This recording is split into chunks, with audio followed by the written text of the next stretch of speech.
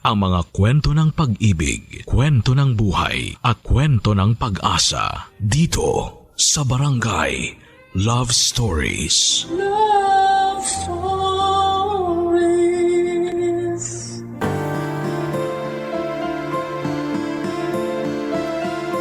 Minsan may kaibigan tayo na may dinadalang bigat na hindi natin nakikita. At kahit gaano man siya kakilala, may mga laban siyang hindi mo kayang maramdaman. Ikaw, kabarangay, paano mo malalaman kung sapat pa ang lakas ng mahal mo para lumaban?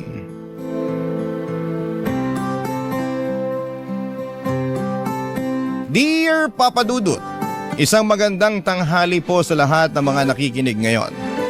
Itago niyo na lamang po ako sa pangalang Roda, 27 years old at nagtatrabaho bilang isang guro dito sa Isabela. Matagal na rin po akong tagapakinig ng inyong programang Barangay Love Stories. Kaya naman naisipan ko rin na gumawa ng sulat para maikwento sa inyo ang parte ng buhay ko na kailanman ay hindi ko makakalimutan. Pero bago ko ipagpatuloy ang sulat na ito ay humihingi ako ng malawak na pangunawa sa ating mga kabarangay na nakikinig ngayon. Dahil alam ko na magiging sensitibo at baka ma-trigger ang kanilang mga sarili sa pakikinig. Makulit akong estudyante, papadudot noon. Sabi nga nila palagi akong hyper at nakakahawa raw ang energy ko. Kaya naman tuwang-tuwa ang mga kaklase at professor ko noon. Pero syempre hindi pwedeng mawalan ng kontrabida sa buhay natin. At sa buhay ko, isang tao lang naman ang hindi natutuwa noon sa akin. Ang tahimik at supladong kaklase ko na si Kevin. Palagi siyang tahimik sa classroom tapos ay naiinis ako kapag sinasaway niya ang kaingayan ko kahit wala namang kaming klase.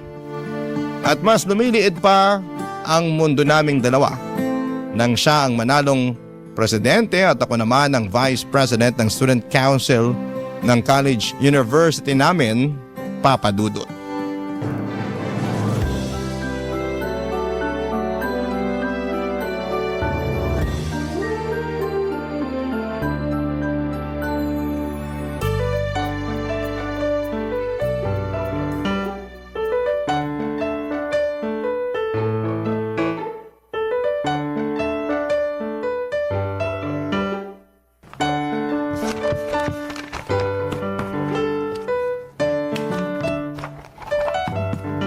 Oh, Roda.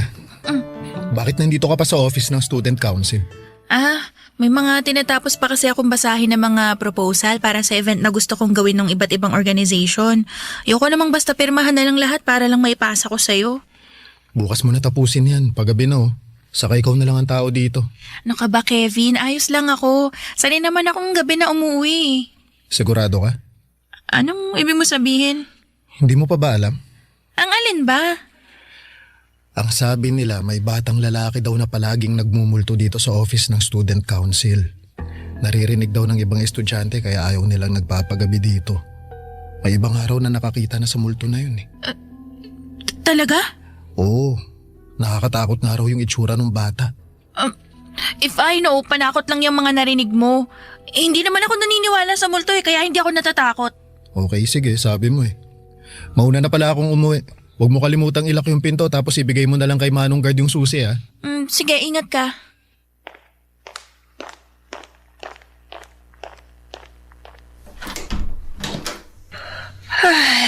Naantok na talaga ako. Di bali, konti na lang naman to, matatapos ko na lahat. Ay! Tumayo! Ay, Kevin, ikaw ba yan? Uy, Kevin! Kala ko ba umuwi ka na? Kevin! Mukhang may daga sa bandaro ng opisina. Sabihin ko nga sa mga kasama ko na maglinis kami bukas para hindi kami dinadaga dito. Ala, bakit naman biglang namatay yung ilaw? Malas, nag-brown out pa yata. Gamitin ko na nga munang flashlight tong cellphone ko para maayos ko na yung mga gamit ko. Ay, ako Diyos Diyos ko, totoo nga yata yung multong bata na sinasabi ni Kevin. Ay, makalabas na nga baka kung ano pang magpakita sa akin dito. Diyos ko, bakit ayaw bumukas ng pinto? Manong guard! Manong guard, tulungan niyo po ako! Buksan niyo tong pinto, Manong!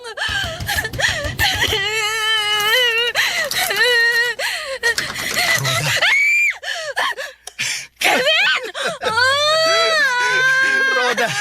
Roda, ako lang to si Kevin. Uy, relax.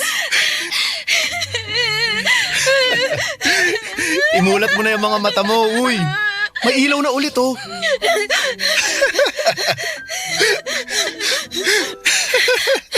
Kevin! Oo, ako lang to. Hindi ka pala naniniwala sa multo ha. Pero yung mukha mo, halos mawala na ng dugo sa sobrang putla mo. Raulo ka din, no? Ikaw lang pala yung umiiyak at nananakot sa akin. Ay nako, sorry, ang sarap mo kasing pagtripan eh. Grabe talaga yung itsura mo kanina.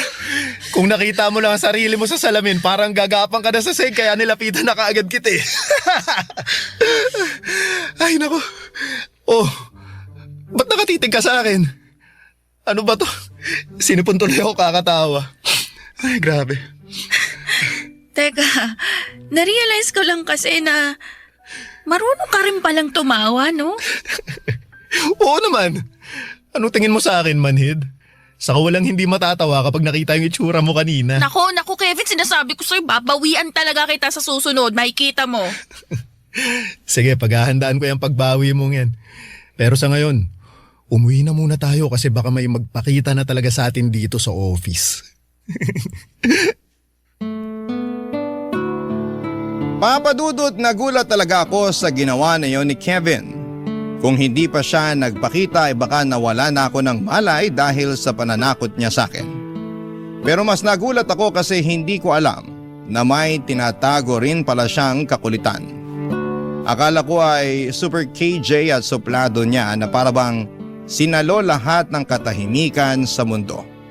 Pero hindi pala kasi marunong din pala siyang gumawa ng kalokohan. Kaya naman yon ang simula ng closeness naming dalawa. Dahil pareho nga kaming part ng student council ay madalas kaming magkasama. At nakakatuwa kasi pati siya ay nahayaan na rin o nahawaan na rin ang kakulitan ko noon. Mali pala. Lumabas talaga ang kakulitan niya noon na hindi niya ipinapakita sa karamihan. Yung dating suplado at iniiwasan na si Kevin ay nagkaroon na rin ng ibang kaibigan. At nakakatuwa na sa paglipas ng mga buwan, lumalim ang samahan naming dalawa, Papadudot.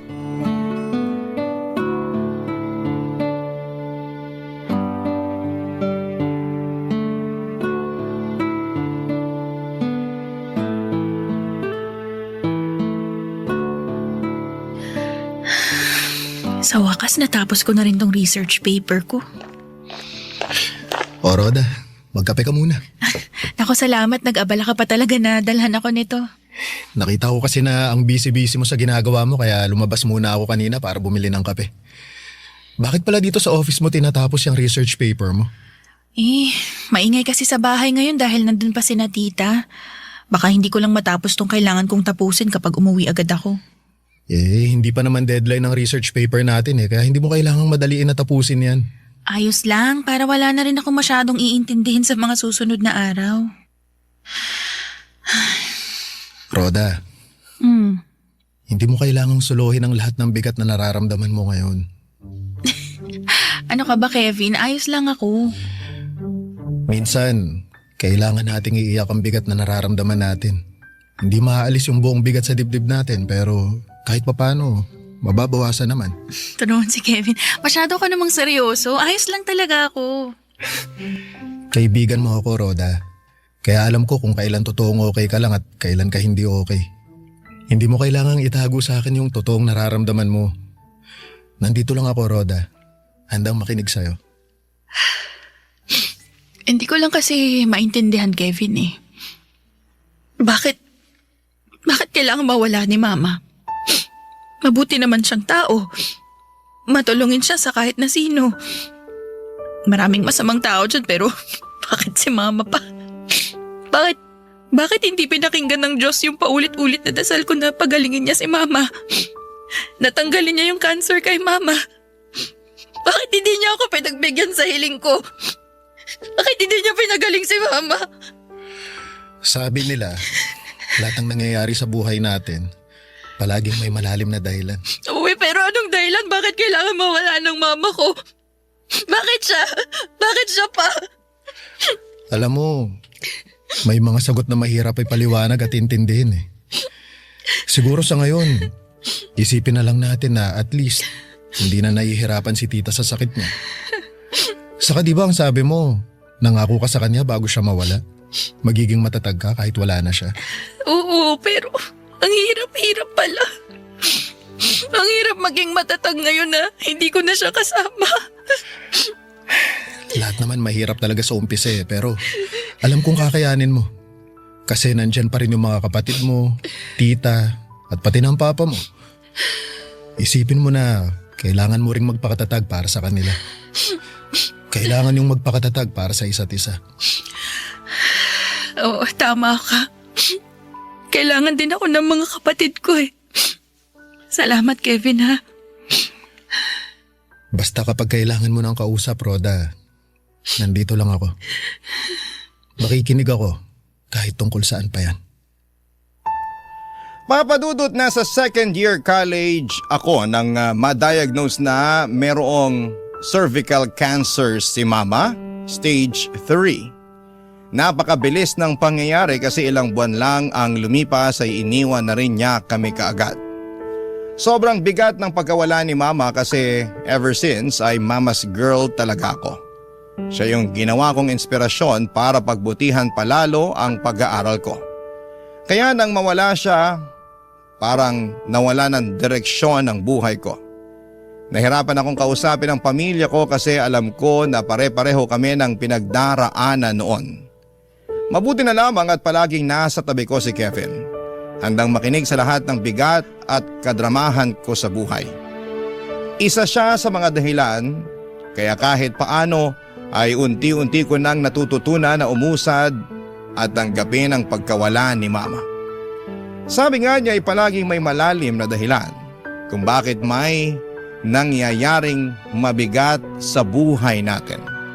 Minsan ang dahilan ay para mas maging matatag tayo sa mga hamon ng buhay, Papadudot.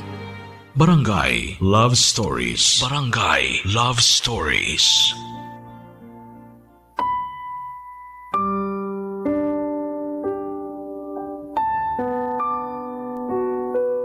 Papadudot, mas lalo pang lumalim ang pagkakaibigan namin ni Kevin to the point na palagi na kaming magkasama sa loob ng university.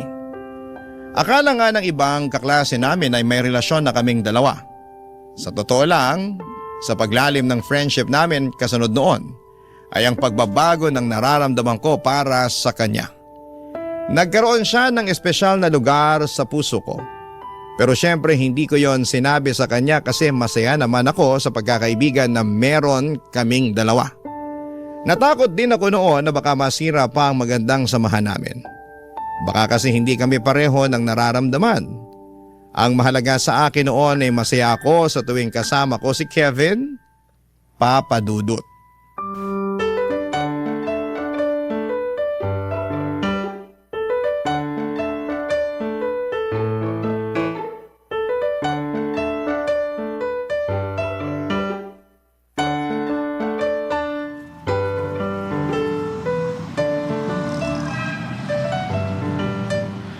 Buti na lang hindi pumasok yung prof natin sa last subject, no?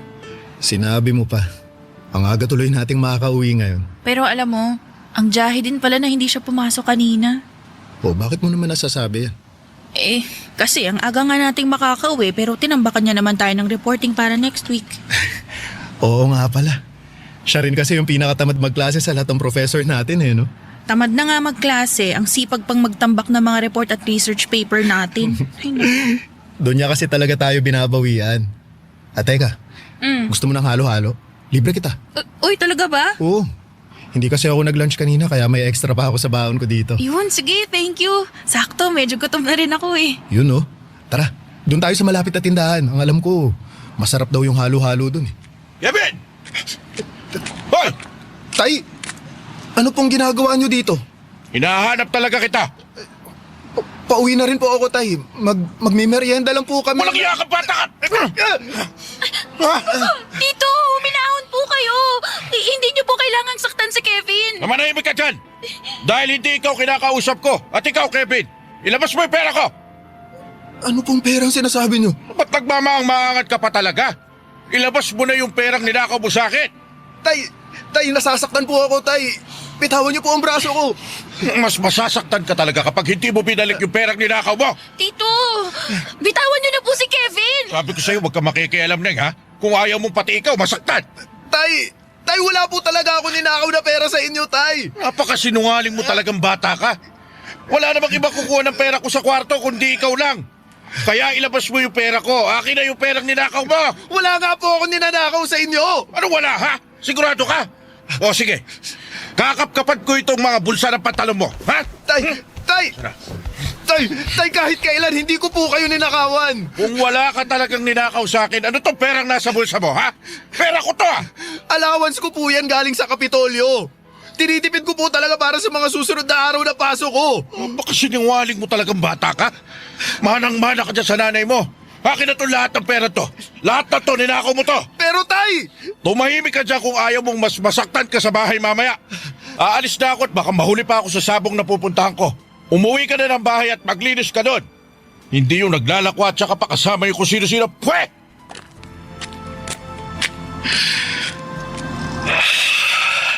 Kevin, ayos ka lang? Oo. Pasensya ka na, Roda. Mukhang hindi na kita malilibre ng halo-halo. Okay lang yun. Ako na lang ang manlilibre sa'yo. Naku, wag na. Kailangan ko na rin pala kasing umuwi. Pasensya na ulit, Roda. Papadudot nang maging close kami ni Kevin ay lumabas yung pagiging masayahin niyang tao. Sa aming dalawa, siya na yung madalas na mag-comfort at magpatawa sa tuwing magkasama kami. Kaya nabanggit ko kanina na mas dumami na rin ang mga kaibigan niya sa classroom. Para kasing lumabas yung totoong personality niya. Mahilig magbitaw ng corny jokes, gumawa ng mga prank at kung ano-ano pang kalokohan para magpasaya ng mga kaklase ko.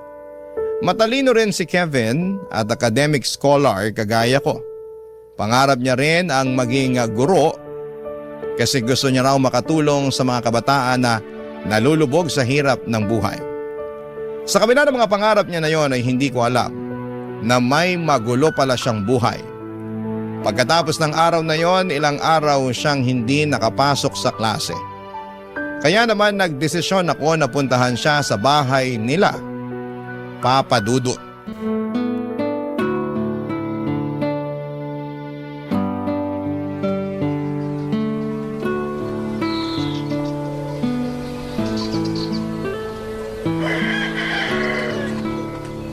Tao po! Tao po! Kevin! Kevin, si Roda to! Tao po!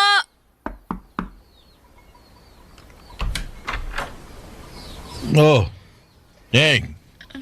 Aga mo namang bulahaw. Ano bang kailangan mo? Magandang umaga po.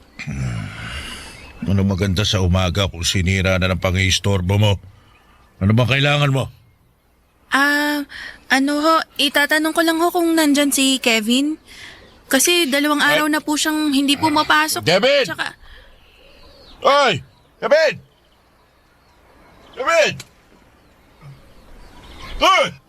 Ano po yon, Tay? Naglilinis po ako ng banyo. Puntahan mo itong bisita mo at nakaka-istorbo ng umaga eh. Sige po, Tay. Hintayin mo na lang. Pupunta na dito si Kevin. opo, salamat po. Grabe, ang kalat naman sa loob ng bahay ni na Kevin. Nagkalat din yung mga bote ng alak. O Roda, napadaan ka? Gusto lang sana kitang kumustahin, Kevin. 2 araw ka na kasing hindi pumapasok sa klase natin eh. Ano kasi, sumama kasi yung pakiramdam ko. Trinangkaso rin ako ng 2 araw. Teka, ang laki ng pasasapisngi mo ah. Anong nangyari dyan? Wala. Tumama lang sa pinto ng kwarto. Ano yun, pisngi lang yun tumama? Oo, alam mo naman, medyo clumsy ako eh. Okay, sabi mo eh. Alam mo, napansin ko lang na parang ang aga naman yata maglasing nung tatay mo. Almusal niya na kasi yung alak eh. Actually, almusal, tanghalian, tsaka hapunan. Kaya medyo makalat din sa loob kasi marami rin siyang nainom kagabi. Sorry ah. Hoy, Kevin! Bili mo nga ako ng alak sa tindahan. May pera ka pa naman dyan, di ba? Sige po, tay. Tara, Roda. Libre kita ng soft drink sa tinapay doon sa tindahan. Dali, malapit lang yun dito.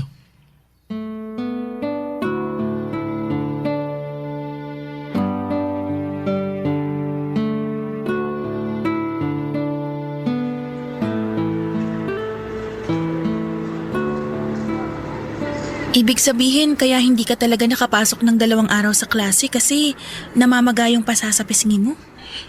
Oo, saka may bukol ako noon sa Kitang-kita kahit buong gabi ko nang nilagyan ng yelo.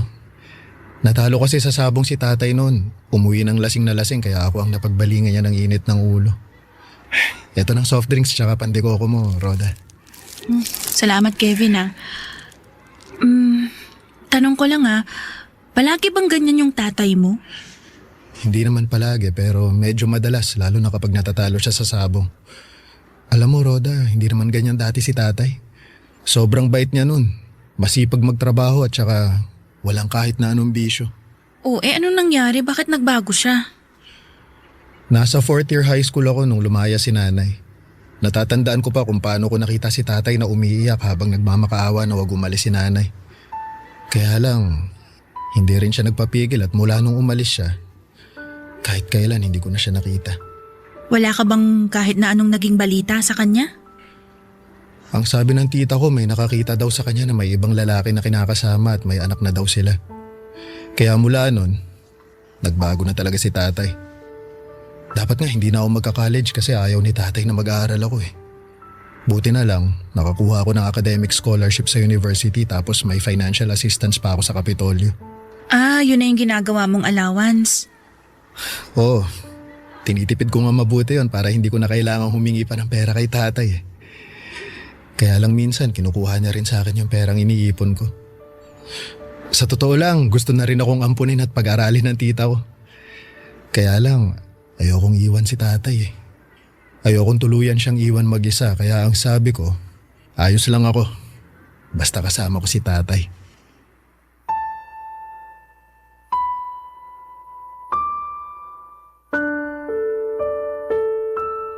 Papa Dudut, hindi ko inaasahan noon na sa likod ng malalaking ngiti at malalakas na tawa ni Kevin ay ang malungkot na kwento ng buhay niya. Kasi kahit gaano kami ka-close ay never niyang kinuwento sa akin ang tungkol sa buhay niya. Siguro nga ay kung hindi ko pa siya pinuntahan sa bahay nila ay hindi ko malalaman ang tungkol sa kalagayan niya. Hindi naman kasi talaga halata sa kanya na may pinagdadaanan siya noon. Siguro ay ayaw niya lang din na ipaalam pa sa amin. Nakakalungkot lang na ma-realize na yung mga taong palagi nating nakakausap at nagpapasaya sa atin ay may malungkot palang mundo na ayaw ipakita sa atin. Naalala ko pa na nagsorry siya dahil sa pagkakwento niya ng tungkol sa buhay niya.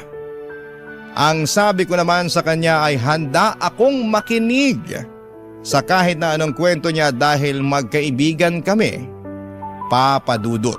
Barangay Love Stories. Barangay Love Stories. Papa Dudut, tinulungan ko si Kevin na makahabol sa mga subject na hindi niya napasukan dahil matalino naman siya. Hindi siya nahirapan na intindihin ang mga lessons namin. Kaya lang nang sumunod na linggo ay pumasok siya. Nahirap maglakad dahil sinaktan na naman siya ng tatay niya. Kung hindi nga lang daw midterm week ay hindi na muna siya papasok ng ilang araw. Doon ko na kinumbinsi si Kevin na baka oras na para tanggapin niya ang alok na pangangalaga ng tita niya. Hindi pwedeng tanggapin niya lang ng paulit-ulit ang pananakit ng tatay niya. Hanggang sa wakas ay sinunod niya ang payo ko at lumipat na nga siya sa pangangalaga ng tita niya. Doon ko nakita ang pagbabago ni Kevin. Bumalik ang totoong ngiti sa mga labi niya. Yung totoong saya sa mga mata niya. At natutuwa talaga ako. Kasi alam ko na napakabuti para sa kanya sa ginawa niyang pagtira sa bahay ng tita niya, Papa Dudut.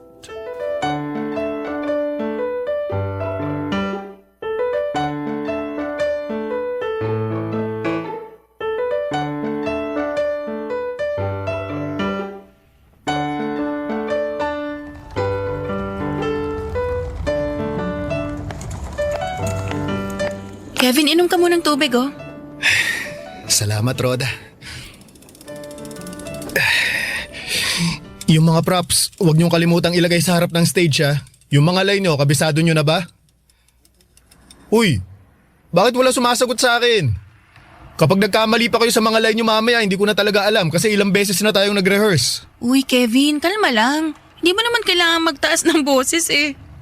Ikaw ba, Roda, kabisado mo na mga lines mo para sa stage play mamaya? Opo, direk. Kabisado ko na po. Nakausap ko na rin yung ibang kaklase natin. Alam na rin nila yung gagawin nila. So, ibig sabihin, may 1 oras ka pa para kumalma at magpahinga. Pasensya ka na. Alam mo naman na dito nakasalalay sa stage na to ang final grade natin sa history, di ba? Oo, alam ko naman yun. At seryoso naman ako sa sinabi ko na kabisado ko na yung mga line ko. Mabuti naman kung ganun. Kung bakit naman kasi stage play pa talagang ginawang final exam sa atin ni Sir Albert eh. Mahilig kasing manood ng stage play si Sir kaya pinagawa niya sa atin to. Pero Kevin, wag ka mag-alala. Sigurado ako na magiging maayos ang lahat. Maipapasa natin ang subject na to.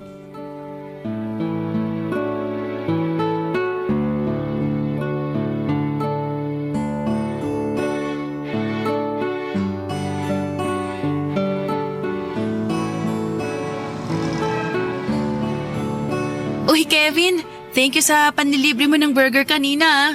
Busog ako, grabe. Thank you din, Roda, kasi pinakalma mo ako bago magsimula yung stage play kanina. Iba na kasi talaga yung kaba ko nun eh. Sabi ko naman sa'yo, walang magiging problema. Kita mo, binigyan tayo ng 1 na final grade ni Sir Albert para sa stage play natin. Alam mo ba, muntik na akong maluha nung sabihin niya yun kanina. Alam mo, napansin ko nga yun. Akala ko nga tutulo pa pati uhog mo eh. Grabe ka naman sa akin. Pero, hindi naman natuloy yung luha ko. Pero ang galing niyong lahat kanina. Napabilib niyo ako sa acting at saka sa pagbitaw niyo ng mga linya ninyo. Eh paano? Ang galing mo kayang mag-direct. Direct Kevin. Ay. Lalo na kapag oras ng rehearsal, nasa'yo talaga lahat ng atensyon namin. Kasi nakita namin kung gaano ka kaseryoso na makakuha tayo ng mataas na grade sa subject na to. Nasa isang grupo lang tayo, kaya gusto ko na pare-pareho tayong mag-e-effort dito. Ikaw kaya ang pinaka-ma-effort sa lahat. Mas marami ka pang naging trabaho kaysa dun sa assigned stage manager natin eh. Hindi naman. Ayoko lang naiasa sa ibang tao yung mga bagay na kaya ko namang gawin. Yan yung pinaka-nagustuhan ko sa'yo, Kevin. Pinipilit mong kayanin yung lahat kahit alam mong nahihirapan ka na. Kaya nga lalo kitang... Ha? Lalong ano? Kaya lalong tumaas yung respeto ko sa'yo bilang isang kaibigan dahil sa ganyang ugali mo, Kevin. Dati na naman akong ganito. At alam mo yan kasi isa ka sa pinakamatagal na kaibigan ko dito sa university, Roda. Medyo lumalalim na rin ang gabi, no? Tara, uwi na tayo. Sige, tara, Kevin. Papa Dudut, sa totoo lang ay alam ko sa sarili ko na tuluyan nang nahulog ang loob ko para kay Kevin noon. Yung paghanga na nararamdaman ko ay na-develop na sa pagmamahal. Ayun nga lang palagi akong nauunahan ng takot na ipaalam sa kanyang tungkol sa nararamdaman ko. Natatakot kasi ako na magkaroon ng lamat ang pagkakaibigan namin. na baka yun pa ang dahilan para lumayo siya sa akin. Masaya naman ako sa friendship na meron kaming dalawa. Kahit minsan ay nararamdaman ko na may espesyal din siyang pagtingin sa akin. Ayoko na siyang pangunahan at iniisip ko na lamang na humahanap siya ng tamang tiyempo para magtapat sa akin. Nakagaya ko ay ayaw niya ring madaliin ang mga bagay sa pagitan naming dalawa. Kaya naman in-enjoy ko na lamang ang mga nalalabing buwan na magkasama kami sa University, Papa Dudut.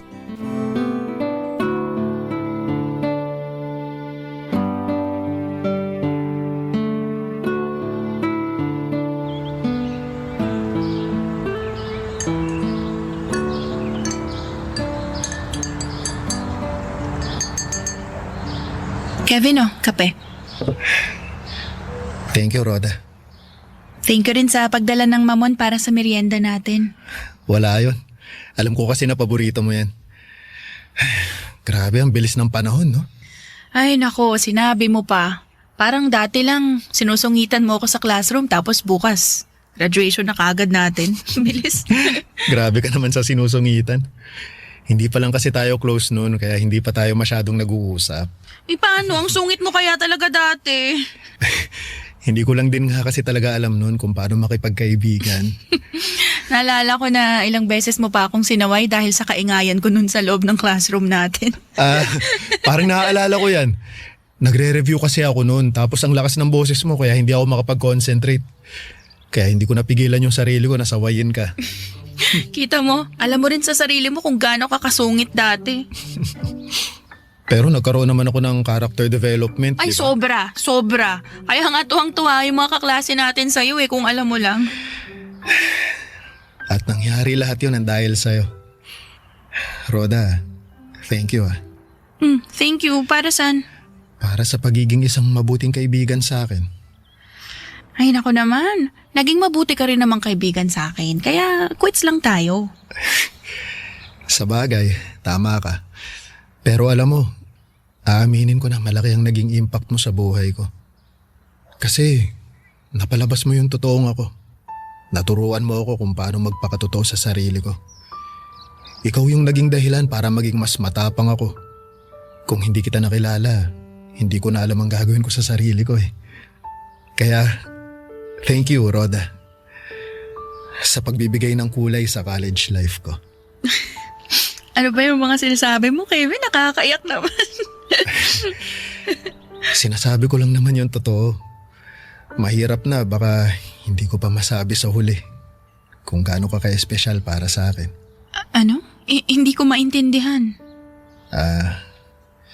Pagkatapos kasi ng graduation natin, Rhoda, luluwas na ako ng Maynila. Aalis ka na ng Isabela? Oo. Aalis ako kasama si tita. Ang sabi niya, doon na lang daw ako sa Maynila mag-review at mag-take ng board exam.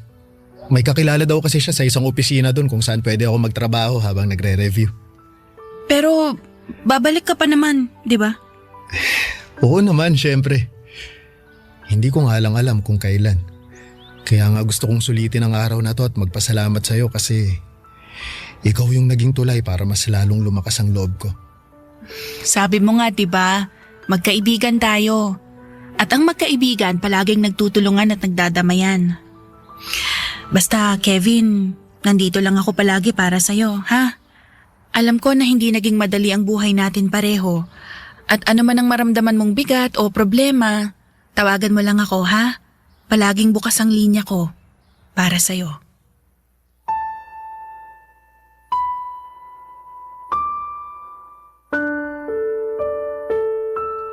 Papadudot na luha talaga ako sa naging pag-uusap namin noon ni Kevin.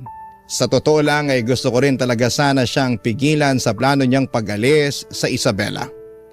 Naisip ko lang na sino ba naman ako sa buhay niya para gawin ang mga bagay na yon. Isa pa malaki rin ang may tutulong ng pag-alis niya para sa sarili niya. Kaya naman sinuportahan ko na lamang siya sa naging desisyon niya. At sa araw ng graduation namin ay mahigpit na yakap ang pinabaon ko sa kanya. Kasunod noon ay ang pangako na palagi kaming magtatawagan at muling magkikita. Sa unang mga buwan na magkalayo kami ay madalas pa kaming magka-text at tawagan. Pero nagsimula din na dumalang ang palitan ng mga text naming dalawa. Ang sabi niya ay naging busy lamang daw siya sa trabaho. Hanggang isang araw ay nagulat na lamang ako nang mabalitaan na wala na pala siya. Nagpatiwakal ang kaibigan ko.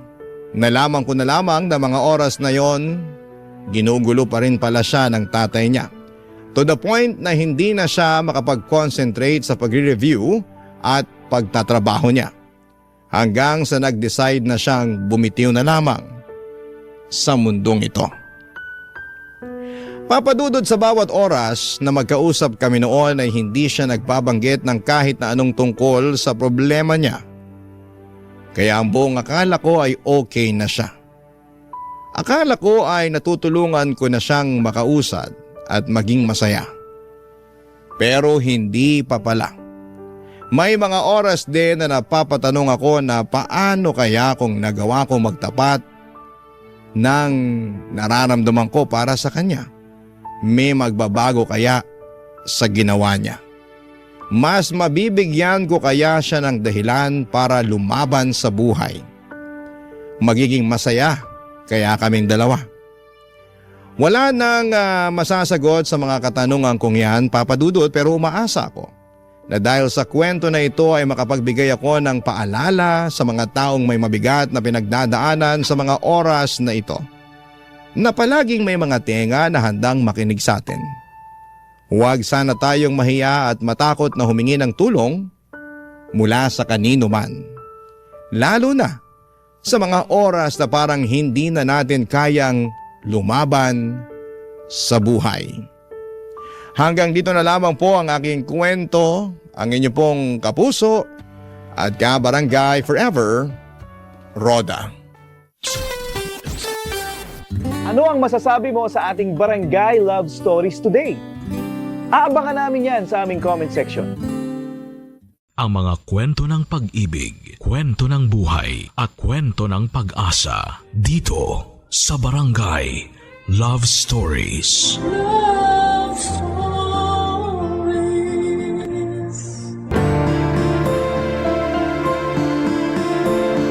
Madalas tayong bumibili ng kung ano-ano para i-treat ang ating sarili. Kung minsan ay parang rewarding na rin sa atin kapag nakakabili tayo ng mga bagay na gusto natin. Ikaw kabarangay, ano ang madalas mong binibili bilang reward para sa sarili mo? Dear Papa Dudut, magandang araw po sa inyo. Ako po si Zane at avid listener po ako ng Barangay LS sa YouTube man at sa Facebook. Nalaman ko po yung tungkol sa email address ng Barangay LS sa Facebook. Kaya po naisipan kong ipadala sa inyo ang kwento ng buhay ko kasama ang aking pinakamamahal na mama na si Mama Lydia. Ipagdarasal ko po na sana'y mapili po ninyo ang sulat kong ito. Sinabi ko na rin po kay Mama na magpapadala ako ng sulat sa inyo at natuwa si Mama noong sinabi ko yon. Matagal na po kasi naming pinapangarap na sana'y marinig namin yung kwento ng buhay namin sa radyo. Kaya't sobrang tuwa po namin noong nalaman namin ang tungkol sa email address ng Barangay LS. Si Mama nga po pala ay isang housewife. Pero noong pumanaw po si Papa ay talagang nakita ko kung gaano siya nahirapan. Si Papa po kasi lang ang nagtatrabaho noon para sa amin. At nang mawala siya, doon namin naranasan ang hirap ng buhay. Tandang-tanda ko pa po na may mga pagkakataon na late na ako sa nakakapag-exam sa school kasi hindi pa nababayaran ni Mama ang tuition fee ko. At may mga pagkakataon din na itlog na lang ang kinakain namin dahil kinakapos na kami sa budget. Nang mga panahon na yon, nangungutang na lamang si Mama sa mga kakilala niya para lamang makaraos kami. Pero sa kabila ng lahat ng yon ay nagbago ang aming buhay nang matanggap si Mama bilang isang government employee. Hindi man kami yumaman pero at least ay hindi na kami nahihirapan katulad ng dati. Minsan po ay nararamdaman ko talaga na hindi na nabibili ni Mama ang mga bagay na gusto niyang bilhin. Kasi lahat ng pera niya ay napupunta lamang sa mga gastusin namin sa bahay. Kaya po ipinangako ko sa sarili ko na kapag nakapagtapos ako ng kolehiyo, magtatrabaho ako ng maigi para maibigay ko kay Mama ang lahat ng mga bagay na matagal na niyang pinapangarap. Ang pinakamalaking pangarap ko po talaga para kay Mama ay ang madala ko siya sa mga lugar na matagal na niyang gustong bisitahin. Bilang pasasalamat na rin sa lahat ng sakripisyo at pagmamahal na ibinibigay niya sa akin.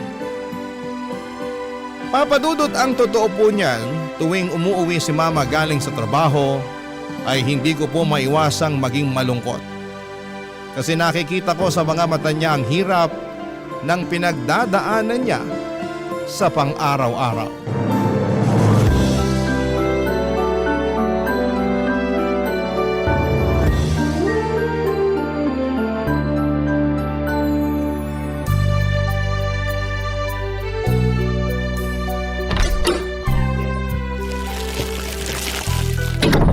Anak, pasuyo naman oh. Akin na po, ma. Tulungan ko na po kayo. Ba't ang dami niyo naman yata ang pinamiling groceries? Natanggap ko na kasi yung sahod ko kaya ayan. Pinamili ko na rin dyan yung mga paborito mo. O nga pala, kumusta ka sa school kanina? Okay naman po. Medyo stressful lang kasi ang dami kong projects. Pero wala po akong hindi kakayanin basta para sa inyo. Naku, ang sweet-sweet mo talagang bata ka. Alam mo, ikaw ang dahilan kung bakit patuloy akong lumalaban sa buhay. Ang totoo po niyan, naaawa na po ako sa inyo kasi alam kong matagal nyo nang gustong mag-resign sa trabaho. Pero huwag po kayong mag-alala. Ilang taon na lang po at makakapagtapos na rin ako sa college. At kapag nangyari yun, ako na po bubuhay sa inyo. Promise mo yan ha? Syempre naman! O nga pala, may gusto sana akong ipagtapat sa'yo. Ano po yun? Nagbabalak na akong mag-resign next month. Seryoso? Sigurado na po ba kayo dyan? Oo naman. Ang totoo niyan, matagal ko na tong pinaghandaan. At sapat na rin yung naipon kong pera sa bangko. So ano pong balak niyong gawin? Magnenegosyo tayo. Anong klaseng negosyo naman? Alam mo kasi, noon pa man, pangarap ko na talaga magkaroon ng sariling kainan. Pero syempre, naudlot yun nung ikinasal ako sa papa mo. Pero hindi po magiging madali yan. Paano na lang kung hindi pumatok sa masa yan at malugi lang kayo? Napaka-negative mo talagang bata ka. Paano natin malalaman kung hindi natin susubukan, di ba? Kung sa bagay. Sige, kayo po ang bahala. Pera nyo din naman yung gagamitin nyo dyan. At alam mo ba, na may nakita na ako magandang pwesto kanina. Perfect na perfect yung pwesto na yun para sa plano ko.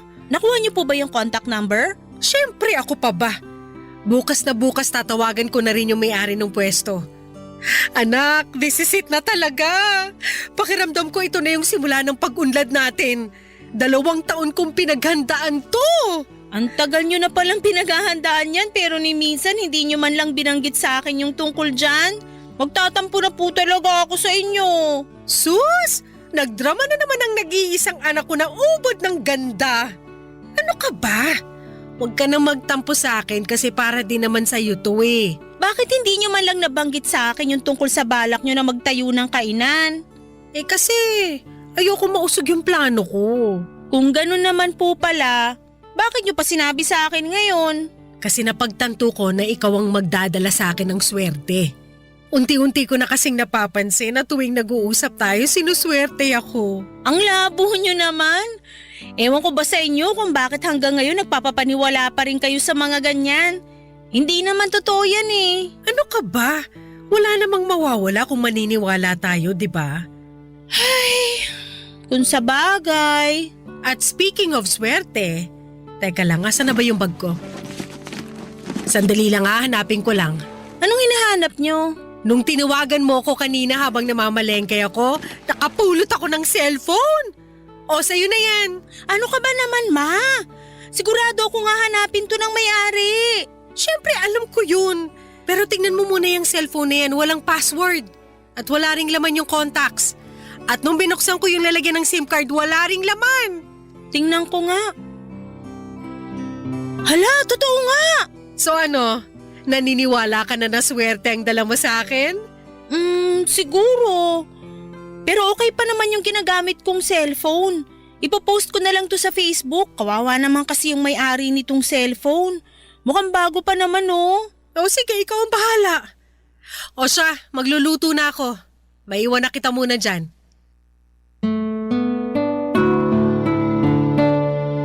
Habang nagluluto si Mama ng gabing yon ay naisipan ko pong i-post sa Facebook yung cellphone na nahanap niya. Marami pong nag-attempt na i-claim yung cellphone pero hinanapan ko talaga ng resibo yung mga gustong kumuha. Kasi yun lang po ang paraan para mapatunayan na sila nga ang tunay na nagmamay-ari ng cellphone. Pero wala pong nakapagpakita sa akin ng resibo. Kaya hanggang ngayon ay nasa drawer ko pa rin yung cellphone. Anyway, Papa Dudut, sobrang mapamahiin po talaga si Mama. Naniniwala po talaga siya na tuwing tinatawagan ko siya ay sinuswerte siya. Natatawa at hinahayaan ko na lamang po si Mama sa mga gusto niyang paniwalaan kasi alam ko naman na harmless yon. Hindi ko na rin po siya masisisi kasi yung henerasyon niya ay lumaki sa mga ganitong paniniwala at pamahiin. Hinahayaan ko na lamang po siya kasi wala naman pong masama sa mga pamahiin na gusto niyang paniwalaan niya. Kaya't iniintindi ko na lamang. At tungkol doon sa plano ni Mama makalipas ang ilang buwan, natuloy na po yung plano niyang mag-resign sa trabaho at tinuloy po niya yung pangarap niyang magtayo ng sarili niyang kainan sa pwestong nagustuhan niya. Tandang-tanda ko pa noong mga panahong yon ay hindi po sapat yung savings ni Mama para ipatayo ang kainan. At nagkautang pa po siya para lamang maipatayo yung kainan. Pero sa kabila ng lahat ng hirap at sakripisyo ay nagbunga po ang lahat. Ang kainan po ni Mama ay nag-boom at mukhang hindi po nagkamali si Mama sa desisyon niyang iwanan ang trabaho niya bilang government employee para sa pagnenegosyo. Napakasaya po namin kasi talagang napatunayan ni Mama na kaya niyang magtagumpay sa sarili niyang diskarte at sipag. At kung akala niyo po na nabawasan na yung stress ni Mama simula nung nagnegosyo siya ay nagkamali po kayo. Mas lalo pong dumoble yung stress niya kasi may mga tao na siyang tinututukan at habang tumatagal ay dumadami din yung mga customers namin. Yung kainan po namin ay 15 minutes lang ang layo sa bahay namin. Kaya kapag wala akong pasok ay tumutulong ako doon.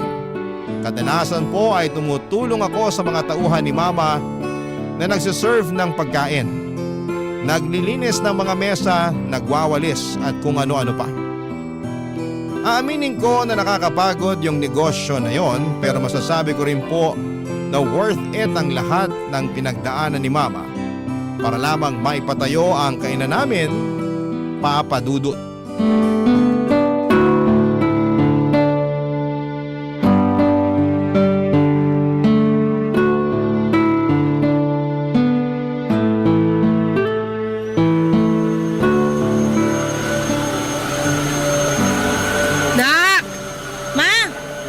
Sinasabi po kayo? Patayin mo nga muna yung vacuum. Ay, sandali lang.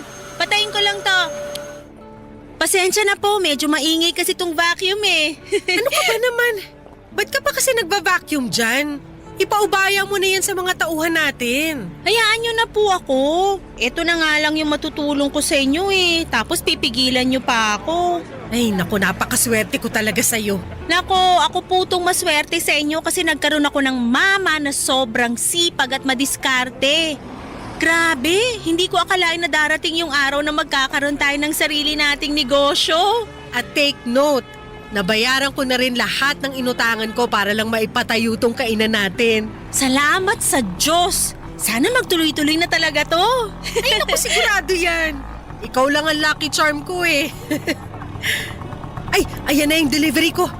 Nagdilang anghel ako. Ito ang isa pang swerteng dumarating. Sandali lang naka, diyan ka lang. Ano ba kasi yan? 700, 800, o ayan. Thank you! Ano ba yung in-order mo, Ma? Umorder ako ng pampaswerte online para dito sa kainan at para na rin sa bahay natin. Patingin nga, magkano ba to? 800? Ano ba yan? Ang mahal naman nito.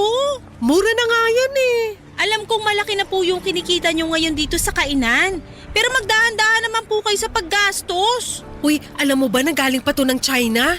Sa tingin mo, bakit sinuswerte yung mga Chinese pagdating sa negosyo? Nang dahil dito. Ang dami kong nabasa online na effective daw to. O ito, iuwi mo yan sa bahay at isabit mo yung mga yan sa sala natin, ha? Para mas lalo tayong swertehin. Tingnan nyo nga to, oh. Mukhang mumurahin. Mukhang na-scam po kayo eh. Ano ka ba, hindi scam yan? At gaya nga ng sabi ko sa'yo noon, wala namang mawawala kung susubukan natin, di ba? May nawala po sa inyo. Nawala po yung 800 pesos na pinambayad nyo sa walang kwentang pampaswerte na to. Ang bilis nyo naman magpaloko. Nga pala, hindi naman po kayo nag-online shopping dati ah. Sigurado ako na may nagturo sa inyo kung paano mag-online shopping.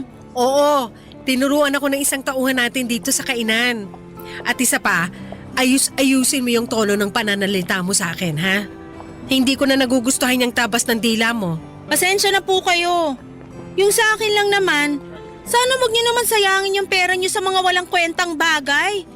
Kaya dumadami yung mga manloloko kasi dumadami na rin yung mga nagpapaloko tulad nyo. Kung makapagsalita ka, akala mo ang laki-laki ng ambag mo sa pagpapatayo ko nitong kainan. Hoy Zane, ipapaalala ko lang sa'yo na tinaguyod kita ng mag-isa. Tapos ngayon pagsasalitaan mo pa ako ng ganyan? Ma, sana wag niyo naman masamain yung mga sinasabi ko sa inyo. Opo, alam ko yung mga sakripisyo at hirap na pinagdaanan nyo simula nung namatay si Papa. At hindi ko po nakakalimutan yon. Pero yung sa akin lang naman, malulugi po ang negosyo natin kung patuloy kayo na mag-order ng kung ano-ano online. Ilang taon ako nagpakapagod sa trabaho. Ni halos wala na nga ako nabili para sa sarili ko kasi yung perang kinikita ko ay napupunta lang sa lahat ng mga gastusin natin. Tapos ngayon na may nabili na ako para sa sarili ko, pagagalitan mo ko? Sorry po. Hindi po yun ang intensyon ko. Pero yun yung nararamdaman ko eh. Pakiramdam ko pinagmamalupitan mo ko. Baka pagtanda ko tuluyan mo nang makalimutan na nanay mo ko. At basta-basta mo na lang akong dadalhin sa home for the aged. Ma, I'm sorry na nasaktan ko po kayo. Huwag kayong mag-isip ng ganyan. Hindi po mangyayari yun. Yung sa akin lang naman, ayokong mawala sa inyo yung negosyong pinaghirapan nyo. Hindi mo kasi ako naiintindihan. Bata pa lang ako, laki na ako sa hirap. At ngayon lang ako nagkakaroon ng pagkakataon na bilhin yung mga gusto kong bilhin. At ayoko po na maranasan nyo pa uli yung hirap na yon. Kaya ako nga kayo pinagsasabihan eh. Pasensya na po talaga at napagtaasan ko kayo ng boses. Aaminin ko po na nagkamali ako doon. Ewan ko sa'yo. Huwag na po kayong magtampo. Patawarin nyo na ako, please. Masisisi mo ba ako? Eh talaga naman nakakatampo yung pasagot-sagot mo sa akin kanina eh. Sorry na po talaga. Oo na. Ha? Oo na, pinapatawad na kita. Sabi ko na nga ba, hindi nyo ako matitiis eh. I love you, Ma. I love you too. Pero sa susunod na sagutin mo pa ako, sasampalin na talaga kita.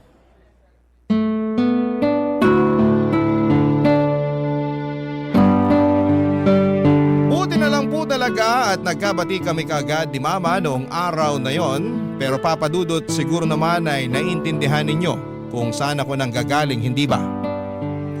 Oo, siguro yung maliit lang na halaga yung 800 pesos para gawing malaking issue. Pero ang ayoko lang talagang mangyari ay yung mag-aksaya si Mama ng pera para sa mga nakikita niya online. Ang mahirap kasi sa ibang mga matatanda ngayon, lalo na sa mga hindi masyadong techie, ay mabilis silang nagpapaniwala sa mga nakikita sa online. Kaya minsan ay nagiging target na sila ng mga scammers. Kaya kung may mga seniors man na nakikinig dyan, ang advice ko lamang po ay kung may gusto kayong bilhin online, mag-research muna kayo ng mabuti bago ninyo bilhin ito. At mas maganda po kung may mga anak o kaibigan kayong makakatulong sa inyo para alamin kung legit o fake nga ba ang isang produkto. Lumipas sa mga araw at mas lalo kong napapansin na dumadami yung mga ino-order ni Mama online. Mabuti sana kung may kwenta yung mga binibili niya, pero sa totoo lang, wala talagang kakwenta-kwenta yung mga pinamimili ni Mama. Naku Papa Dudut, matatawa kayo sa mga binibili ni Mama. As far as I remember, bumili siya ng pang-crack ng itlog, tapos bumili rin siya ng machine na nag-slice ng mga saging, at bumili pa ng napakaraming toilet paper na nag-glow in the dark. Aabutin tayo ng magdamag kung iisa-isahin ko po yung mga walang kwentang bagay na binibili ni Mama. Maniwala po kayo, ginawa ko na talaga ang lahat para pigilan si Mama sa pag-online shopping niya. Pero tuwing sinusubukan ko siyang pigilan, nag-aaway lamang kami at nagkakasamaan ng loob, Papa Dudut. Barangay Love Stories. Barangay Love Stories. Himala na lang po talaga at hindi pa nalulugi ang negosyo namin sa dami ng mga pinamimili ni Mama. Noong mga panahon na yon ay dinadagsa pa naman ng mga customers ang kainan namin. Kaya yung perang winawaldas ni Mama sa mga walang kwentang bagay ay nababawi rin naman niya kaagad. Pero Papa Dudut, ang totoo, ang hirap po talaga. Kating-kati na akong pigilan si Mama ng mga panahon na yon. Pero kahit na anong paliwanag ko kay Mama ay hinding-hindi niya pa rin ako maintindihan. Kinuwento din sa akin ni Mama na noong bata pa siya ay sobrang hirap daw ng buhay nila. At mas mahirap pa daw sila sa daga at yung mga gamit niya noon ay puro luma at sira-sira. Kaya ngayon ay bumabawi siya sa sarili niya at bumibili ng mga bagay na gusto niyang bilhin dahil sa may pera na siya. Pero Papa Dudut, alam ko po na hindi magtatagal ay mawawala lahat ng pinaghirapan ni Mama kung magpapadala lamang siya sa emosyon niya. Kaya naman patuloy pa rin akong tumututol sa pag-online shopping niya. Kaya isang araw habang natutulog si Mama ay napag-isipan ko na i-install yung shopping application sa cellphone niya. Noong nagising po siya ay nataranta siya at nagsisigaw kasi wala na raw yung application. At nagpanggap ako na wala akong alam sa mga nangyari. At nagsinungaling ako kay Mama at sinabi ko sa kanya na may virus ang cellphone niya. Pero tuso po si Mama kasi noong araw na yon ay pumunta siya sa paggawaan ng cellphone at nagpatulong siya sa mga technician para ma-install muli yung shopping application sa cellphone niya.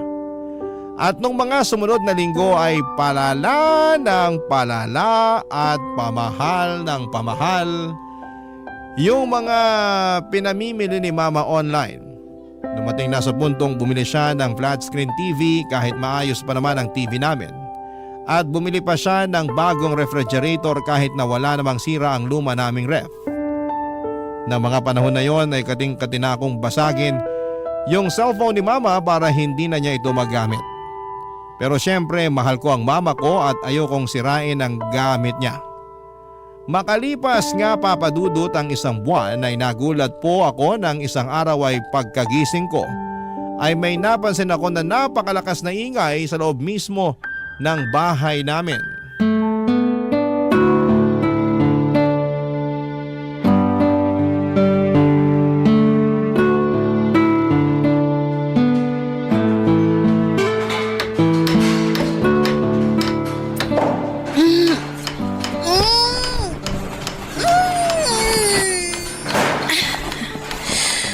Ano ba naman yan? Ang ingay! Storbo talaga oh. Matutulog pa yung tao eh. Oh, Ma! Ba't andito ka? Di ba dapat nasa kainan kayo? Ay, yung kainan pinaubaya ko na muna sa isang staff natin. Pero huwag kang mag-alala, mapagkakatiwalaan naman yun eh. Sigurado ka ba, Ma? Sa akin mo na lang kaya ibilin yung kainan. Ano ka ba? Alam kong abala ka sa pag-aaral mo at ayoko ma-distract ka. Kaya dito ka lang sa bahay. Sige, sabi niyo eh. Nga pala, Ma, ba't ang ingay dito? Teka lang, sino yung mga lalaking yon? Ba't ang dami nila? Ay, oo nga pala. Sila yung kinuha ko para doon sa kwartong ipapagawa ko. Kwarto? Dalawa na nga lang tayo dito sa bahay tapos magpapagawa pa kayo ng isa pang kwarto? Ano yan? Kwarto para sa mga bisita? Hindi! Kwarto yan para sa mga parcel ko. Teka nga! Ano? Uminahon ka nga. Sabihin niyo sa akin na nagbibiro lang kayo, Ma. Mukha ba akong nagbibiro? Mamimili ako ng mga bagong gamit online at doon ko ilalagay ang mga ipapamili ko sa bago nating kwarto. Pero gumagana pa naman yung mga gamit natin ah. Wala po kayong dahilan para mamili pa ng mga bagong gamit. Oo, pero malay mo. Baka sira na yung mga yan next week o next year, di ba? Kaya mas mainam na yung may nakahanda tayong reserba. At para hindi nakakalat dito sa bahay yung mga o-ordering ko, nagpagawa na ako ng kwarto. Pinalagpas ko na po yung binili niyong bagong TV at ref nung nakaraan. Pero sumusobra na po kayo. Hindi na normal tong ginagawa niyo. Zane, wala ako sa mood para makipag-away sa'yo. Please, wag ngayon. Kakagising ko lang, Ma. Sa tingin niyo ba nasa mood ako para makipag-away sa inyo? I'm sorry, pero hindi ko na matitiis to. Puntahan niyo ho yung mga lalaking yun at sabihin niyo sa kanila na hindi niyo na itutuloy yung pagpapagawa ng bagong kwarto. Ano? Naiibang ka na ba? Kinontrata ko na ang mga yan. Kung hindi niyo kaya, pues ako na mismo magsasabi sa kanila na tigilan na tong kalokohang to. Sige, gawin mo at palalayasin kita rito. Alam kong hindi niyo magagawa sa akin yan. Huwag mo akong susubukan. Pinapangako ko sa iyo na maghahalo ang balat sa tinalupan pag kumontra ka pa sa mga gusto ko mangyari. At isa pa, ano ba yung kinagagalit mo? Ha? Hindi naman kita pinababayaan At nababayaran ko rin lahat ng mga kailangan bayaran dito sa bahay. Hindi niyo na nakikita, Ma. Itong pag-hoard niyo ng mga gamit, ito ang sisira sa atin. Palibasa hindi mo ako naiintindihan. Kasi hindi mo naman naranasan yung hirap na dinanas ko nung bata pa lang ako. Utang na loob! Hanggang kailan niyo balak gawing rason yan, ha? Rinding-rindi na po ako sa dahilan niyo na yan. Gusto ko po kayong intindihin pero sa puntong to, ang hirap-hirap niyo nang unawain. Kung nahihirapan ka na sa akin, di lumayas ka. Hindi ko kailangan ng anak na minamandohan ng bawat galaw ko. Intindihin niyo rin naman ako. Minamanduhan ko po kayo kasi nag-aalala ako sa inyo at mahal na mahal ko po kayo. Kung ganun lang din naman, pues, wag mo na lang ako mahalin. Kasi nanliliit ako sa sarili ko. Pinamumukha mo sa akin na bobo ako tuwing pinaparamdam mo sa akin yung pagmamahal na sinasabi mo. Ma, nakikiusap ako sa inyo. Tigilan niyo na to, please. Pagod na ako sa buhay na to, Zane. Yung pag-o-order na nga lang yung nagpapaligaya sa akin, tapos ahadlangan mo pa? So kailan kayo titigil? Kapag nalugi na yung negosyo natin? Ano bang pinuputok ng butsi mo? Maayos ko naman na napapatakbo yung negosyo natin Alam niyo po, sa totoo lang, gustong-gusto ko nang questionin kung paano kayo nakapagpatayo ng negosyo in the first place Kasi sobrang irresponsable niyo po pagdating sa financial decisions. Ano? Nakakasawa ba yung pakiramdam ng nakakaluwag-luwag na kayo sa buhay kaya bili kayo ng bili ng mga gamit? Hindi niyo naman kailangan yung mga pinagbibili niyo. Buti sana kung may kwenta yung mga ino-order niyo Gumagastos lang kayo sa wala. Napakabastos mong bata ka! Wala kang karapatang para pagsalitaan ako ng ganyan! Hindi ko na po alam kung anong gagawin ko sa inyo. Sa totoo lang po, nahihirapan na ako sa inyo. Pwes, mas nahihirapan ako sa'yo. Alam mo kung pwede lang sana mamili ng anak, maniwala ka sa akin, hindi kita pipiliin. Sa mga sinasabi niyo sa akin ngayon, ba't parang mas mahal niyo pa yung mga in-order niyo online kesa sa akin? At talagang pinagawa niyo pa ng bagong kwarto? Sana naging parcel na lang pala ako! At least yung mga parcel na yon nagpapasaya sa akin. Hindi tulad mo na wala nang ibang ginawa kung hindi ang painitin ng ulo ko. Papasok na po ako sa kwarto ko. Mamaya niyo na lang po ako kausapin kapag nasa katinuan na po kayo. Ang kapal na mukha mo! Sana hindi na lang kita ipinanganak! Napakawalang niya mo!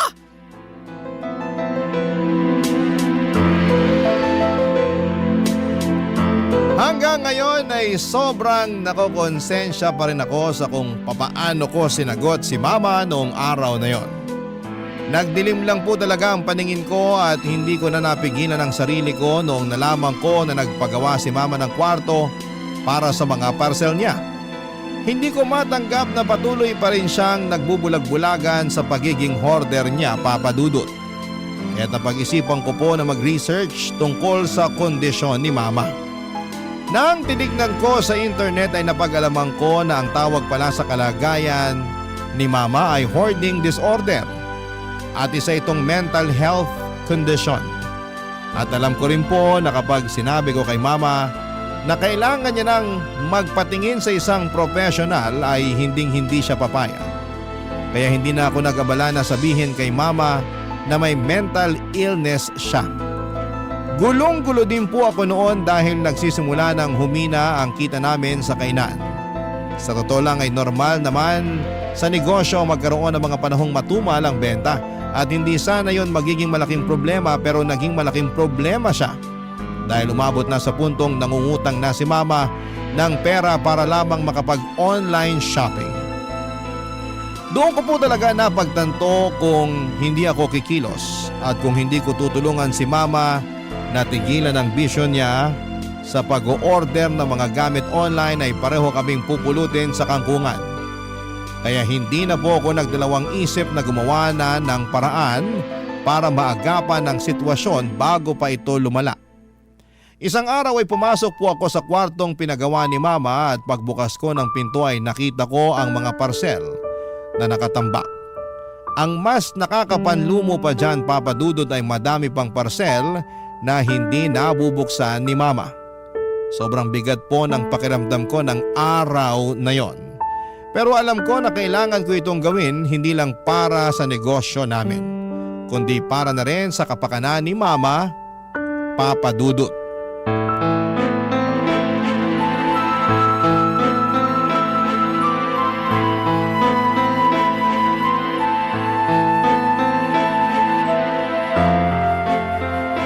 Zane!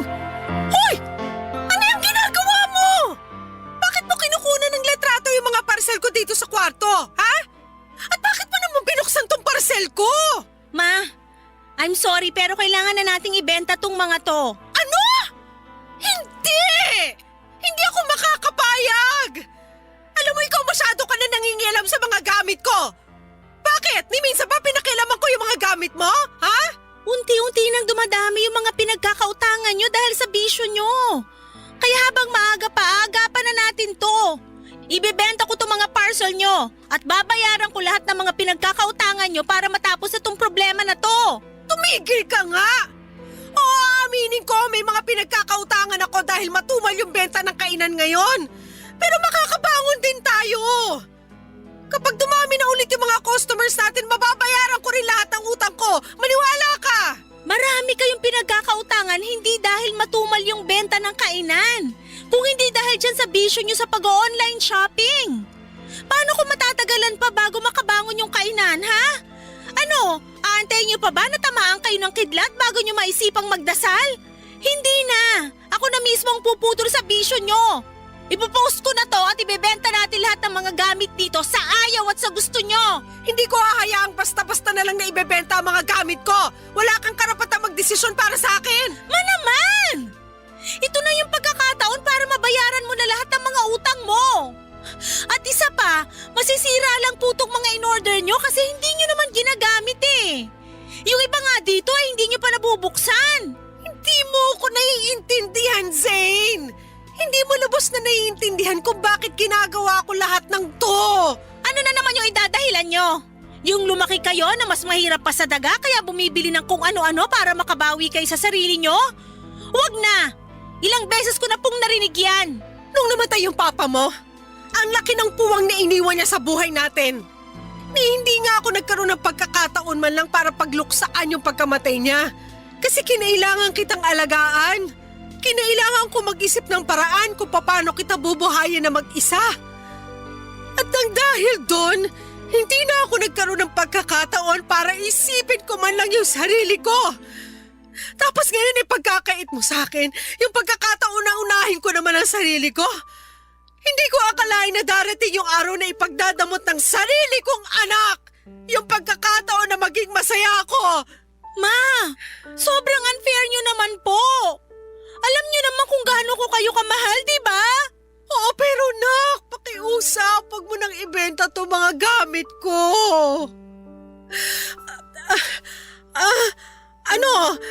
Pinapangako ko sa'yo na huling-huli na to. Hindi na ako mag-order ng kung ano-ano online. Pangako sa'yo yan. Sigurado na ba yan? Oo naman. Eto yung cellphone ko. Gawin mo na kung anong gusto mong gawin dyan. Maniwala kayo sa akin. Para sa inyo rin tong gagawin ko. Bakit? Anong balak mong gawin? I-delete ko na po yung account nyo kung saan kayo namimili ng mga gamit.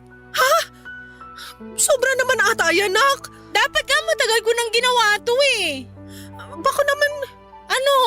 Baka naman pwede mo akong pagbigyan. Huli na talaga to. Naman! Please. Isang order na lang talaga. Sige na naman, payagan mo na ako. I'm sorry po, pero hindi pwede.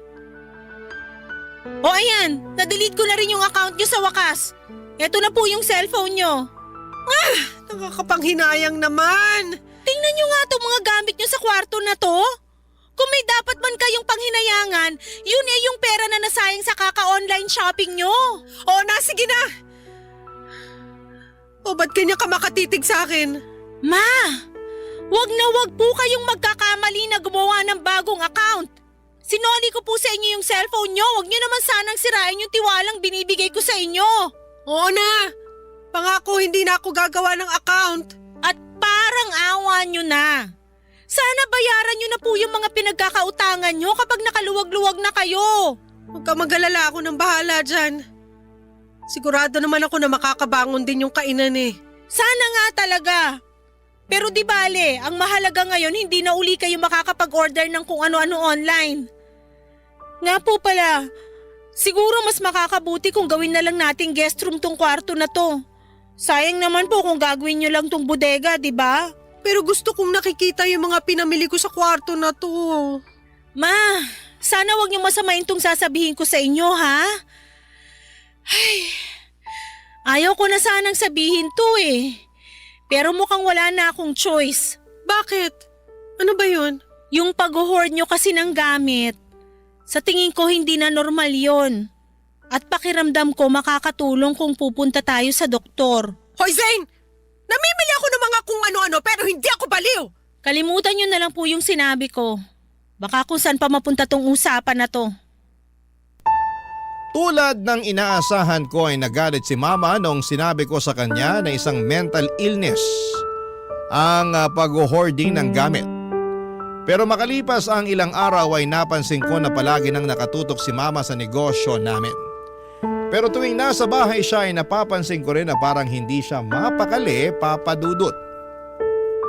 Minsan ay nakikita ko sa mga mata at kilos niya na miss na niya yung pag-online shopping. Naiintindihan ko naman si mama at medyo nakukonsensya din po ako na dinilit ko yung account niya sa shopping app. Kasi alam ko kung gaano siya kasaya kapag nakakapamili siya ng mga gamit niya. Pero alam ko rin naman na ginawa ko yon para sa ikabubuti niya. At para naman hindi na ma-bored si mama sa bahay ay hinikayat ko na lamang siyang lumabas-labas kasamang mga kaibigan niya. At ipaubayan na lamang muna sa isang mapagkakatiwalaan na tauhan namin yung kainan at mukhang nakatulong yung advice na yon.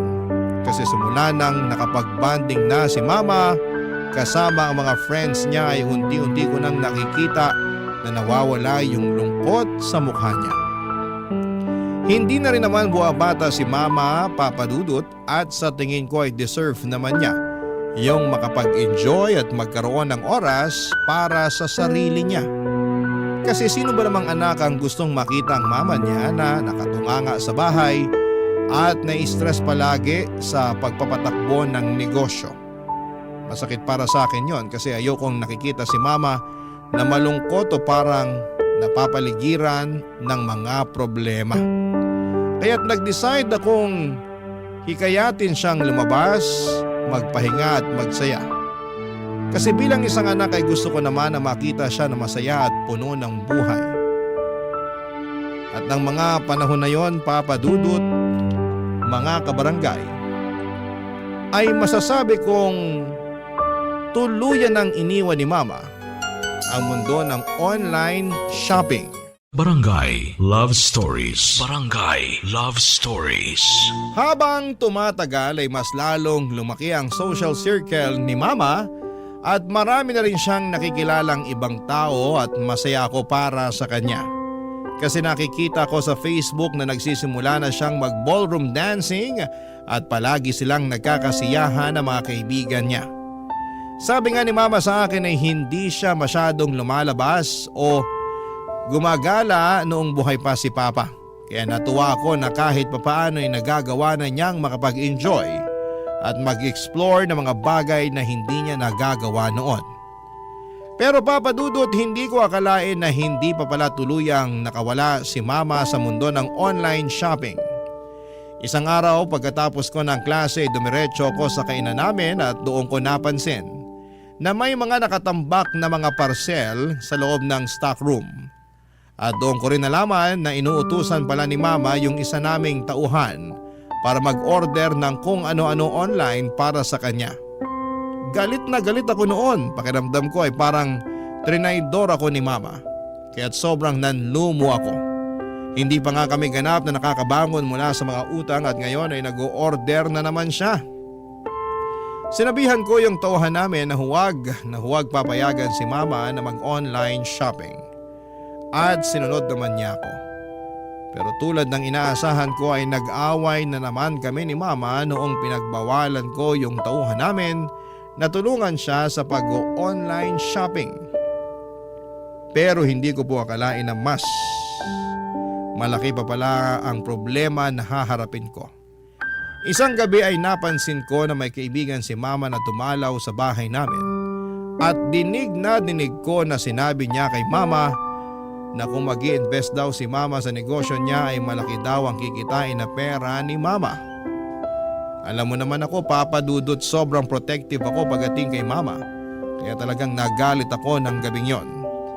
Parang may kutob kasi ako na scammer ang kaibigan ni Mama at niloloko lamang siya, Papa Dudut. Kaya noon nag-CR si Mama ay nakipagtalo ako doon sa kaibigan niya at pinalayas ko siya sa bahay namin. At doon na nga nalaman ni Mama yung ginawa kong pagpapalaya sa kaibigan niya, Papa Dudut.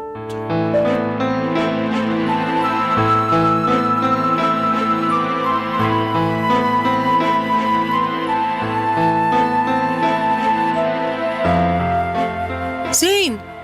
Asan na yung Yung kaibigan niyo po na inaalo kayo mag-invest sa negosyo niya? Pinalayas ko na. Ano? Bakit mo naman ginawa yun? Hindi pa ba malinaw sa inyo na niloloko lang kayo nung tao na yon? Manaman, tama na. Hindi nyo na nga tinigilan yung pag-online shopping tapos ngayon magpapaloko na naman kayo? Kailan po ba kayo matatauhan? Yung taong tinatawag mong manloloko, yung taong pinalayas mo, kaibigan ko yun! Napakawalang modo mo! Wala na ako mukhang may aharap sa mga kaibigan ko dahil sa ginawa mo! Pwes, kung ganong klaseng tao lang din naman ang magiging kaibigan mo, di bali na lang. Alam mo, hindi na kita maintindihan! Hindi ba't ikaw itong humihikayat sa akin na lumabas-labas kasama ng mga kaibigan ko? Pinayagan na nga kitang i-delete yung account ko sa shopping app, di ba? Ipapaalala ko lang po sa inyo na never kayong tumigil sa pag-online shopping. Kung hindi ko pa nakita yung mga nakatambak na parcel sa stockroom ng kainan natin, hindi ko pa malalaman na inuutusan nyo lang pala yung isa sa mga tauhan natin na mag-order para sa inyo. Benta ng kainan yung ginamit ko para pambili sa mga parcel na yon. Hindi ako naniniwala sa inyo. Sigurado ako na nangutang na naman kayo para lang matustusan yung bisyo nyo. Tumigil ka na nga! Gaya ng sabi ko sa iyo noon, makakabangon din ng kainan at mababayaran ko rin ng buo yung mga pinagkakautangan ko, naiintindihan mo? Yun na nga yun eh. Hindi pa nakakabangon yung kainan pero dinagdagan nyo na naman yung mga utang nyo. Huwag ka mag-alala kasi wala na ako mga utangan. Anong ibig nyo sabihin? Yung kaibigan ko na pinalayas mo, isa siya sa mga palagi nagpapautang sa akin.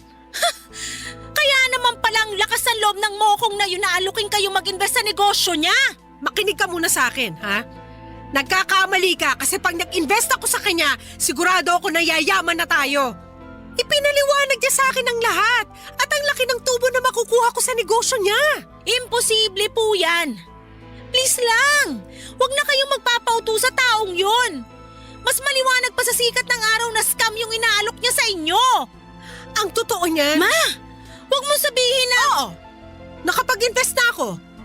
Binigay ko na sa kanya yung 40% ng bayad ko. Diyos ko naman! Ano ba tong gulo na pinasok nyo? Maniwala ka. Ito na ang simula ng pagyaman natin, anak. Sana ginamit nyo na lang yung perang yun para mabayaran yung mga utang nyo. Hindi ka naman kasi nakikinig eh. Kapag dumoble o tumriple na yung perang ininvest ko, hindi ko lang mababayaran yung mga pinagkakautangan ko kung hindi mabibili ko na rin lahat ng gusto mong bilhin. Yung gusto ko lang, yung tigilan nyo na yung kahibangan na to. Bahala ka kung ayaw mo maniwala. Ganyan naman kayo mga kabataan ngayon eh. Wala kayong pinaniniwalaan at sobrang sarado ang mga utak nyo. Di bali na lang. Tatawagan ko na lang yung kaibigan ko na pinaalis mo. Hoy, humingi ka ng tawad pagbalik niya ha? Sige ma, subukan mong pabalikin yung dito at lalayasan ko na talaga kayo. Ha! Talaga ba? Bakit? Kaya mo na ba ang sarili mo? Mas pipiliin ko pang matulog sa lansangan kaysa makita kayo na unti-unting nasisira dahil sa mga pinaggagawa nyo. Gusto mong lumayas? O di kunin mo yung mga gamit mo at umalis ka rito. Kung tutuusin, mas mabuti nga kung lumayas ka ngayon mismo eh. Nang sa ganoon, hindi ka na makita ng kaibigan ko pagbalik niya rito. Nakakahiya yung ginawa mo sa kanya. Mukhang nakapagdesisyon na nga kayo. Hindi niyo po alam kung gaano kasakit para sa akin na makita na unti-unti niyo sinasayang ang lahat ng mga pinagpaguran niyo. Gusto mo malaman kung anong sayang? Yung pagpapaaral ko sa'yo. Kasi lumalaki kang bastos at walang modo. Sana lang talaga, wag dumating yung araw na magsisi kayo pero huli na. Kung may pinagsisisihan man ako, yun na yung naging anak pa kita. Namimihasa ka na sa pambabastos mo sa akin? Hindi ka na naawa sa akin? Hindi niyo ba nakikita na ginagawa ko lahat ng to dahil mahal na mahal ko kayo? Ginagawa mo lang ang lahat ng to dahil ayaw mo ako maging masaya. Ang gusto mo lang ay yung nabibigay ko sa iyo yung allowance mo. Ganun ba talaga kababaw ang tingin niyo sa akin? Oo! Kasi kung mahal mo ako, hindi mo ako pagbabawalan sa mga bagay na nakakapagpasaya sa akin. Ayoko na po. Wala nang patutunguhan tong usapan na to. Siguro panahon na para maghiwalay muna tayo. At saan ka naman pupunta? Bakit? May pera ka? Doon na muna ako sa best friend ko. I'm sorry, pero aalis na ako. Tatawagan ko na lang po kayo. Nang gabing yon ay umalis ako sa bahay namin at dumiretso na ako sa bahay ng best friend ko. Yun na ata yung pinakamahirap at pinakamasakit na desisyon na nagawa ko. Yung iwanan si mama, pero ang sakit din na kababae kong tao ay hinayaan lamang ako ng nanay ko na umalis at iwanan siya. Hindi man lang niya ako inalok. Pakiramdam ko na mga oras na yon ay okay lang sa nanay ko na may mangyari sa akin na kung ano. Hindi ko na talaga alam kung ano ang gagawin ko sa kanya ng mga panahon na yon. At naisip ko na baka kung magpapakalayo-layo ako ay matatauhan si mama at baka tigilan na niya ang mga hindi tamang ginagawa niya. Lalo na ang paggastos ng pera sa mga walang kwentang bagay. Buti na lamang papadudot at taos puso akong tinanggap ng best friend ko sa bahay nila. Dumaan ang mga araw na nanghihiram na lamang ako ng pera sa kaibigan ko na yon para may pangbaon ako. Mabuti na lamang at hindi pa due yung tuition ko noon kasi kung hindi baka hindi ko napanindigan yung desisyon kong layasan si mama. At kahit wala na ako sa bahay namin ay patuloy pa rin akong nagtitext at tumatawag kay mama. Pero hindi siya sumasagot at palagi niyang pinapatay ang tawag ko. Okay lang sa akin yon kasi at least alam ko na ligtas si mama at wala akong dapat na ipag-alala.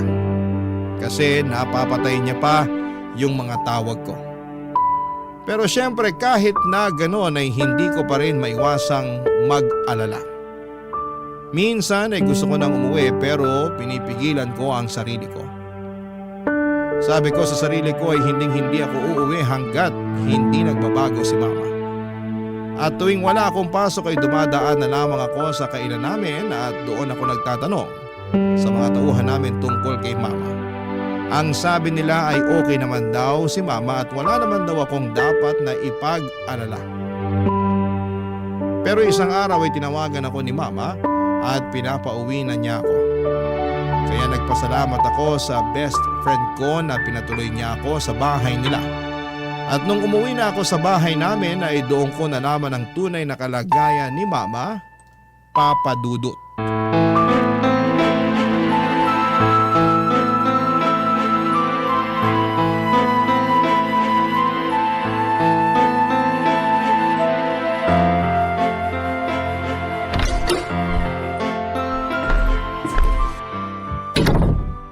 Ma? Zane, anak! Anong nangyari? Ba't kayo umiiyak? Yung perang ininvest ko, wala na. Ang laking halaga nun. Yan na nga ba sinasabi ko eh. Patingin ako ng cellphone nyo. Eto! Pambihira! Wala na! Binlock na kayo nung mokong na yon. Pati yung iba pa mga kaibigan namin, hinikayat niya rin na mag-invest sa kanya, tinakbuhan niya rin. Ano nang gagawin natin? Huwag niyo na muna pong isipin yon. Baka mas lalo kayong ma-stress. Anak, sorry sa lahat ng mga nagawa at nasabi ko sa'yo. Sisig-sisi ako na hindi ako nakinig sa'yo. Akala ko kasi pinaghihigpitan mo ko eh, kaya ayaw mo ko maging masaya. Naman, ikaw na nga lang ang meron ako eh. Sa tingin niyo talaga magagawa ko yon? Kung ganun, bakit mo ko nilayasan? Nagawa ko lang naman yun kasi nawawasak na yung puso ko tuwing nakikita ko kayo na winawaldas yung mga pinaghirapan nyo sa mga walang kwentang bagay. At ngayong naiintindihan ko na kung bakit mo ko pinagsasabihan noon. Pero wala na yung perang ininvest ko, nak. Natangay na ng manluloko na yun. Di bali na lang po. Yung perang nawala sa inyo, pwede natin kitain uli yun. Pero pag kayo namatay sa stress, yun ang hindi ko kakayanin, ma. Mahal na mahal ko po kayo. Mahal na mahal din kita. Mapapatawad mo pa ba ako sa lahat ng mga nasabi at nagawa ko sa'yo? Ang totoo niyan, dapat ako nga itong humihingi ng tawad sa inyo eh. Oo, alam kong mali yung ginagawa niyong pagsasayang ng pera. Pero dapat hindi ko kayo binastos.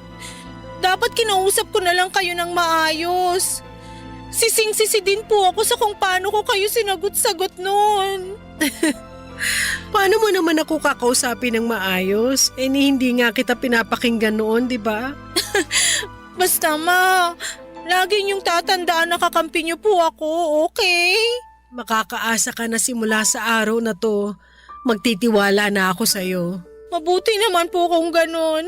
Narinig ko nga din pala sa mga tauhan natin na pumunta ka raw sa kainan para itanong sa kanila yung tungkol sa lagay ko. Anak, thank you talaga ha. Ngayon alam ko na mahal mo ako. Hindi naman po kasi nawala yung pagmamahal ko sa inyo eh. At wag na rin po kayong manghinayang dun sa pera na nawala sa inyo kasi sigurado ako na makakaahon din yung kainan natin. Ay nako, panigurado yan kasi hindi ko nasasayangin ang pera natin sa mga walang kwentang bagay. Pangako po yan? Oo, pangako. Paano kung binobola nyo lang pala ako? O eto, kunin mo tong cellphone ko, itapon mo na rin yan. Ayan na naman kayo eh. Nako, sigurado ako na ipapadaan nyo na naman sa mga tauhan natin yung pag-o-order nyo online. Ay nako, hindi na. Alam mo hanggang ngayon, sinisingil pa rin ako ng mga pinagkakautangan ko. At na-realize ko rin na ayoko na ng ganong klaseng buhay. Di bali nang hindi tayo mayaman, basta wala tayong utang. Alam nyo ma, proud na proud ako sa inyo. Ay, nga pala. Ano po yon? Pumapayag na ako na dalhin mo ko sa psychiatrist. Seryoso po kayo? Oo naman. Ma, may lagnat po ba kayo? Pinaprank nyo lang yata ako eh. Loko-loko ka talagang bata ka. Aaminin ko na hanggang ngayon gustong-gusto ko pa rin mag-online shopping. At alam ko na hindi mawawala tong kagustuhan ko mag-online shopping kung hindi ako hihingi ng tulong. Nananaginip ba ako? Oh, ayan! Ay, ma, makakurot naman. Buo na ang desisyon ko na magpatingin sa psychiatrist.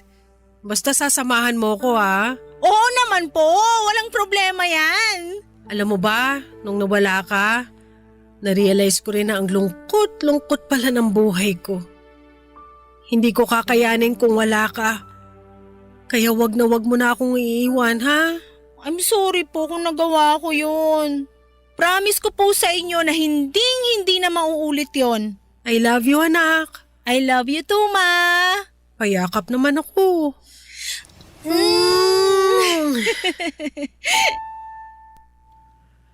Papa Dudut, sigurado po akong yun na yung pinakamasayang araw sa buhay ko dahil alam ng Diyos na wala na akong ibang hiling kundi ang magbago si Mama at matauhan siya sa pagwawaldas ng pera niya sa mga walang kwentang bagay. Aaminin ko rin po na may halong panghihinayang ako doon sa perang na-scam kay Mama. Pero hinayaan na lang namin yon kasi ayaw ko nang ma-stress si Mama at karma na lamang ang bahala doon sa manloloko niyang kaibigan. Iniisip ko na lamang na at least ay natauhan na si Mama pagkatapos niyang ma-scam. At ngayon po ay okay na kami ni Mama at unti-unti nang nakakabangon ang kainan namin. Mas nagiging maingat na si Mama sa paggastos at sa tulong ng psychiatrist, mas naintindihan na ni Mama kung bakit siya nag-hoard ng mga gamit at natutunan na niya kung paano iwasan at kontrolin ang nararamdaman niya. Lalo na yung hilig niya sa pag-online shopping. At dahil na rin sa tulong ng psychiatrist ay tuluyan ang iniwanan ni Mama ang mundo ng online shopping. At abala na si Mama ngayon sa pagbayad doon sa mga pinagkakautangan niya. Proud na proud po talaga ako sa character development ni Mama. At pinangako ko rin sa sarili ko na kapag nakapagtapos na ako ng pag-aaral, magfo-focus ako sa kainan namin at sisikapin ko na mapalago ito ng maayos. Nga po pala Papa Dudut, lilinawin ko lang. Hindi ko po sinasabi na masama yung pag-online shopping ha, pero gaya nga noong narinig kong quote, too much of everything is bad. Kaya para sa mga kabarangay ko na nakakaranas ng pinagdaanan ni Mama, ang advice ko lamang po, kung napapansin ninyo na parang nag-hoard na kayo ng gamit, seryosohin nyo po ito. Hindi po ito simpleng hobby lang ha, kundi isang seryosong kondisyon na pwedeng makaapekto sa mental health and financial situation ninyo. At palagi po nating tatandaan na hindi sa dami ng gamit na susukat ang kaligayahan ha, kundi sa peace of mind at mga tamang desisyon sa buhay. Papa Dudut, maraming salamat po at sana po'y mabasa at mapili po ninyo ang kwento ng buhay ko. God bless and more power sa Barangay LS. Ang inyong kapuso at kabarangay forever, Zane. Anong say mo sa Barangay Love Stories na ito? Pagkwentuhan natin sa comment section yan.